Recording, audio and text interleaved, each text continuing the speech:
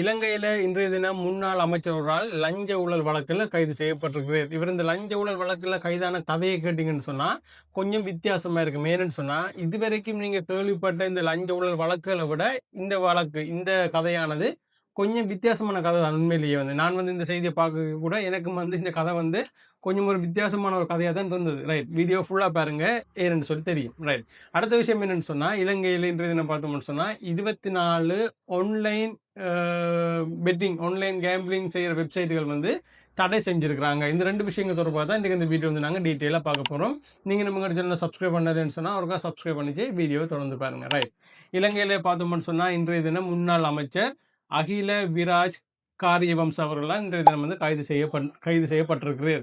CIA POC இந்த CIA POC சொன்னேன்னு சொன்னா லஞ்ச ஊழல் தொடர்பாக புலனாய்வு செய்கின்ற ஒரு ஆணைக்குழு. இந்த ஆணைக்குழுவால் தான் இவர் வந்து கைது செய்யப்பட்டிருக்கிறார். இவர் கைது செய்யப்பட்டதற்கான காரணம் என்னன்னு சொல்லி பார்த்தீங்கன்னு சொன்னா, அரசாங்க ஊழியர்களை வந்து தனது தனிப்பட்ட தேவைக்காக வந்து இவர் பயன்படுத்தியதாக வந்து இவர் மீது குற்றஞ்சாட்டப்பட்டிருக்கின்றது. சிஐஏ பிஓசி வெளியிட்ட தகவலின்படி பார்த்தோம்னு சொன்னா, அகில விராஜ் காரியவம்ச ஜனாதிபதி அலுவலகத்தில் சீனியர் அட்வைசர் பதவியில் இருந்த காலத்தில் இவருடைய அலுவலகத்தில் வந்து 4 ஊழியர்கள் வந்து நியமிக்கப்பட்டிருக்கிறார்கள்.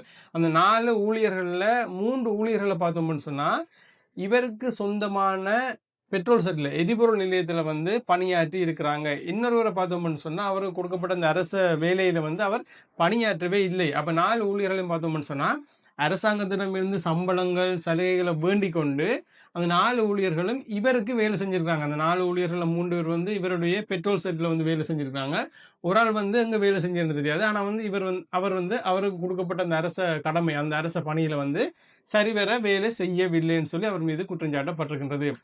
இந்த 4 பேருக்கும் அரசாங்கம் வழங்கின சம்பளங்கள் கொடுப்பனவுகள் வந்து எல்லாத்தையும் கால்குலேட் பண்ணி பார்த்தா அரசாங்கத்துக்கு எவ்வளவு நட்டம் வந்திருக்குன்னு சொல்லி பார்த்தா 27,68,836 ரூபா நட்டம் வந்திருக்கு. அரசாங்கத்துக்கு வந்து இழப்பு வந்திருக்குது, நிதி இழப்பு வந்து வந்திருக்குது. இந்த 4 பேரும் வந்து இவர் வந்து தன்னுடைய வேலைக்காக பாவிச்சதால, அதாவது அரசாங்கத்துக்குன்னு சொல்லி வேலைக்கு அமைத்தினாக்கல அரச ஊழியர்களை தன்னுடைய வேலைக்காக பாவிச்சதுனால அரசாங்கத்துக்கு இவ்வளவு நிதி இழப்பு ஏற்பட்டிருக்கின்றது.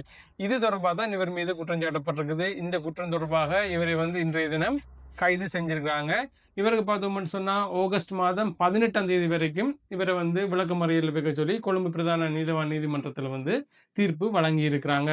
சரி, இப்படி பார்த்தோம்னு சொன்னா லஞ்ச ஊழல் தொடர்பாக இப்படி ஒரு கைது நடவடிக்கை ஒன்று, வித்தியாசமான ஒரு லஞ்ச ஊழல் வழக்கு தொடர்பான ஒரு கைது நடவடிக்கை ஒன்று இன்றைய தினம் இலங்கையில நடந்திருக்குது. இன்னொரு பக்கம் பார்த்தோம்னு சொன்னா இலங்கையில் இருக்கிற 24 ஆன்லைன் கேம்பிளிங் வெப்சைட்டுகள் வந்து தடை செஞ்சிருக்காங்க. இந்த 24 வெப்சைட்டையும் வந்து நான் டிஸ்கிரிப்ஷன்ல போடுறேன் பாருங்க. அதில் வந்து நிறைய வெப்சைட் வந்து நாங்கள் நார்மலா இன்டர்நெட் யூஸ் பண்ணும்போது நமக்கு வந்து இடைக்குள்ள வந்து அந்த அட் மாதிரி வந்துட்டு இருக்கும். அப்படி அந்த அட் மாதிரி வர அந்த ஆன்லைன் கேம்பிளிங் வெப்சைட்ல வந்து தடை செஞ்சிருக்காங்க.